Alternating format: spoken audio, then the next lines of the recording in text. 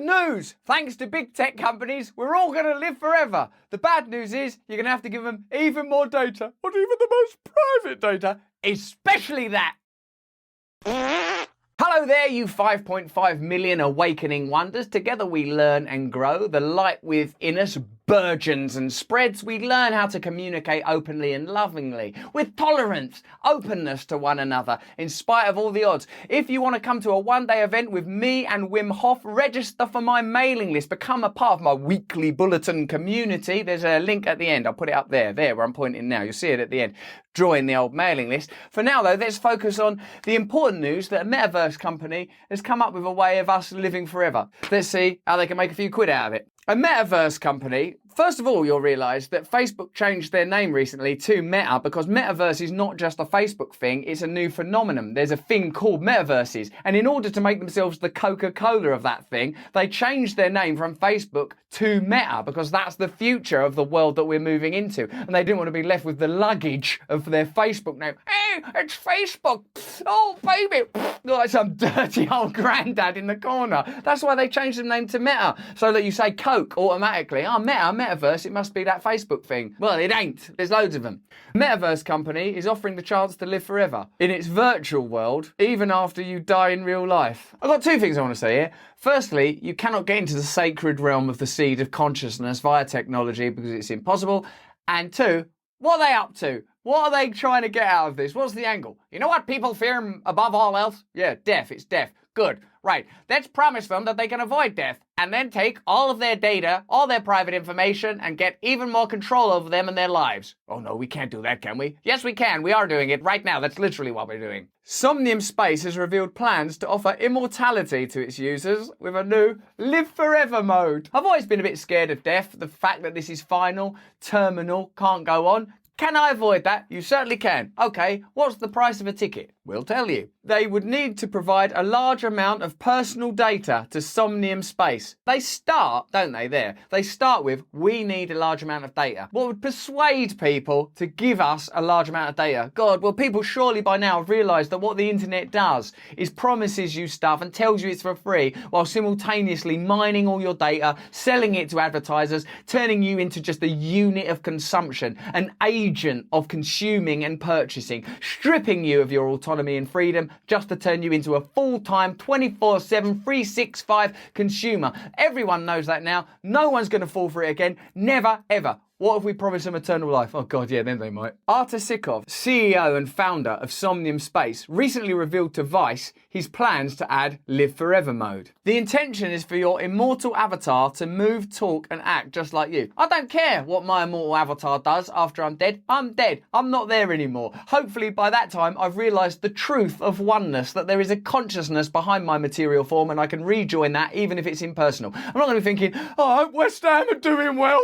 I'm dead. I've got enough to worry about. Unlike many of its competitors, Somnium Space is already compatible with virtual reality headsets, allowing for an immersive 3D experience. Live Forever mode, a forthcoming feature in Somnium Space that allows people to have their movements and conversations stored as data. Oh, allows us to have my movements and my conversations stored as data. I mean, I suppose that's some comfort that I could speak to my nan and like it would remember exactly what my nan was like. But in my heart of hearts, I would know that is not your nan. That is not Jen Bright of Lily Church Road, Dagenham. That is just some information. And a human being is more than information. Stored as data, then duplicated as an avatar that moves, talks and sounds just like you. It's just like sex robots for the grieving and can continue to do so long after you have died. In Sikov's dream, people will be able to talk to their dead loved ones whenever they wish. Even if this is a well-intentioned tool to help people meet, their ancestors and to cope with grief and to meet dead people and go, what was it like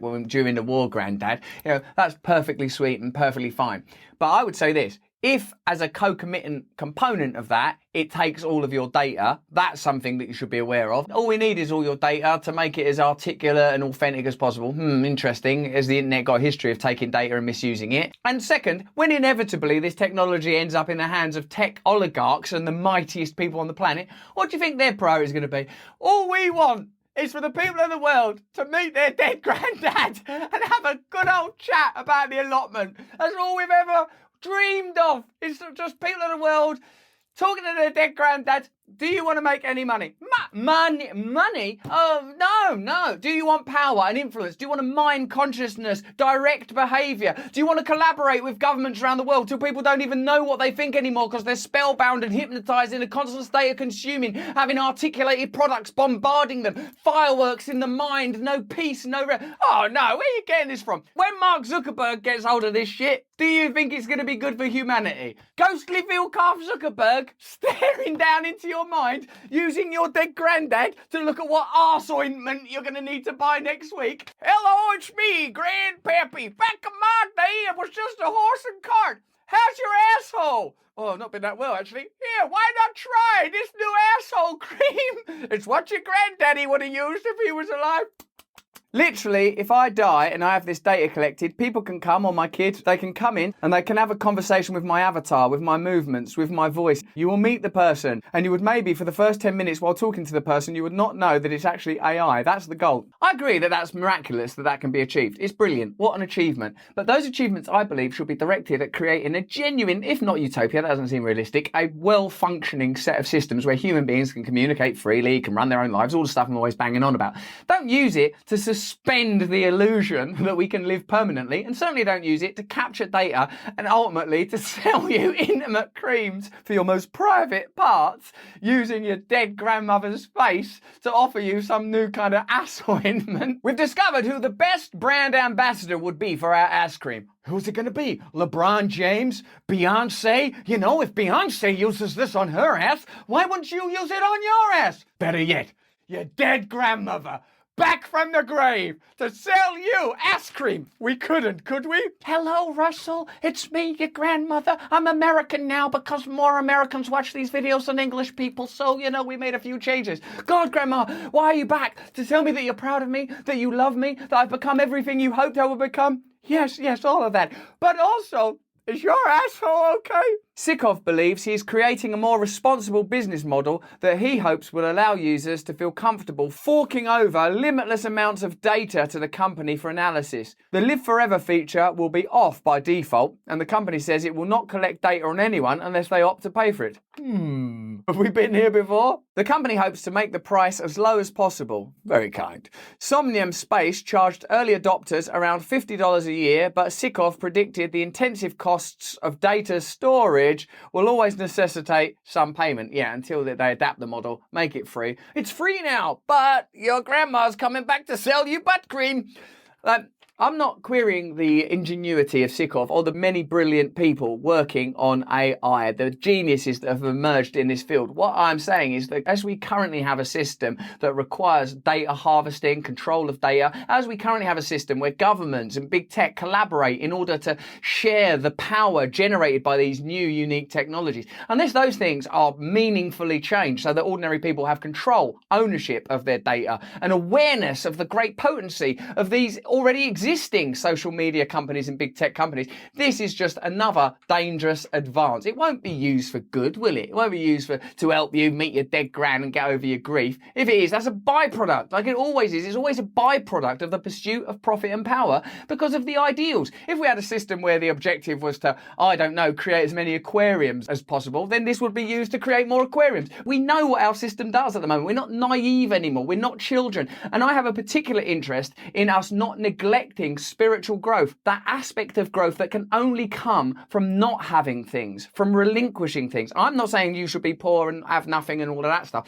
That's not what I'm saying. I'm saying that part of your progress as an individual has to be an inward journey that is not contingent on external stimuli. If you don't have that as part of your life, you will continually be the victim of these systems. Those who choose to partake will be able to turn the record function on and off as they wish, oh thanks, and tell the company to delete all data should they ever choose, though Sikov noted that the more data Somnium collects, the more accurate the other version of you will be in the future. Listen, if you let us have more data of you in the future, when you're dead, in the ground, buried, and nothing matters anymore, other you down here will have a really good rendition of that cardigan you're wearing. I don't care. But even with all the ethical preparation and experience the company can muster, there will be inevitable and justifiable ethical questions about allowing a version of a self to continue on in perpetuity. What if, for example, the children of a deceased Somnium space user found it painful to know he was continuing on in some form of their metaverse? I once had this thing where me and a girlfriend put avatars of ourselves on something like tennis game around a mate's house, and then when I go around with like my new girlfriend or wife, like that thing would still, I felt bad about that. It was just like a little thing playing tennis. It wasn't even really her. Also, this thing's founded on the giddy assumption that all people who build these avatars are lovely. Hello, I'm glad you came back to see me. Now I can tell you what a little prick you are. These things we'll have to figure out with our legal team. You certainly will, said Sikov. And also with our users. Yes, and also with your consciousness and some form of omnipotent being that underwrites all apparent separateness. Well, there you go. AI continues to grow, become more effective, more authentic, potentially more integrated into our lives. Brilliant geniuses in these fields, the tech titans that we mention all the time, are aware of the capacities of these new inventions and technologies. But if we don't deal with the spiritual reality of who we are, temporal beings that need love, that need connection, that cannot live on bread alone, that cannot live only on external stimuli, then we will continue to be victimized by a culture that ultimately wants you hypnotized, spellbound, and chained to external systems that ultimately want to sell you something, that want to take your data and give it to advertisers. Potentially, this could be a miracle, and I'm not querying the intentions of Sikov. He might have the most beautiful aspirations in the world. But as long as he is harnessed within a system of domination, the same way that science could be an objective tool to lead us to truth, or it could be used to underwrite tyranny. We're seeing loads of stories where that's happening right now. This technology will also be used to mine your data and control you further, instead of confronting the inevitable truth that you are a transient being in your embodied form, and that you have to connect with the part of you, in my opinion, that is eternal, through spiritual techniques, through meditation, through breath work. So, for example, if you'd like to spend a day with me and Wim Hof, click on the mailing list. If you enjoyed this video, have a look at this one or this one. Let me know in the comments below what you think about the ethical conditions of this. Am I worrying too much? Am I being too stupid? Do I think too much? Let me know all of that stuff below. But most importantly of all, please stay free.